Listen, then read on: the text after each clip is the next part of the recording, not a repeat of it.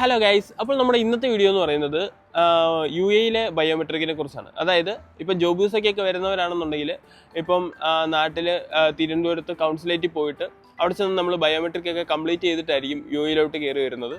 അപ്പോൾ പക്ഷേ യു എയിൽ വന്നു കഴിഞ്ഞാൽ ഞാൻ കഴിഞ്ഞ വീഡിയോയിലൊക്കെ പറഞ്ഞ പോലെ യു എയിൽ എമിറേറ്റ്സ് ഐ ഡി എന്ന് പറയുന്ന ഐ ഡി വളരെയധികം പ്രാധാന്യമുള്ള സാധനമാണ്.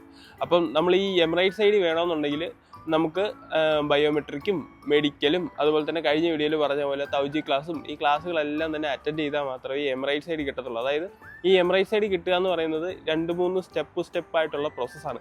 അപ്പോൾ ഈ പ്രോസസ്സ് എല്ലാം കംപ്ലീറ്റ് ചെയ്തിട്ട് ഏറ്റവും അവസാനത്തെ പ്രോസസ്സ് എന്ന് പറയുന്നതാണ് ഈ ബയോമെട്രിക് എന്ന് പറയുന്നത് വേറൊന്നുമില്ല, ജസ്റ്റ് ഫിംഗറെല്ലാം ഒന്ന് സ്കാൻ ചെയ്യും, ജസ്റ്റ് കണ്ണൊന്ന് സ്കാൻ ചെയ്യും, അത്രയൊക്കെ ഉള്ളൂ. പിന്നെ നമ്മുടെ ഒരു ഫോട്ടോ ഒക്കെ എടുക്കും. അപ്പം ഇതൊക്കെയാണ് ഈ ബയോമെട്രിക് കൊണ്ട് ഉദ്ദേശിക്കുന്നത്. പക്ഷേ എന്നാലും നമ്മൾ ഇതെല്ലാം തന്നെ കംപ്ലീറ്റ് ചെയ്താൽ മാത്രമേ നമുക്ക് എമിറേറ്റ്സ് ഐ ഡി കിട്ടത്തുള്ളൂ. അതായത് ഈ എമിറേറ്റ്സ് ഐ ഡി എടുക്കാനുള്ള ഏറ്റവും അവസാനത്തെ പ്രോസസ്സാണ് ഈ ബയോമെട്രിക് എന്ന് പറയുന്നത്.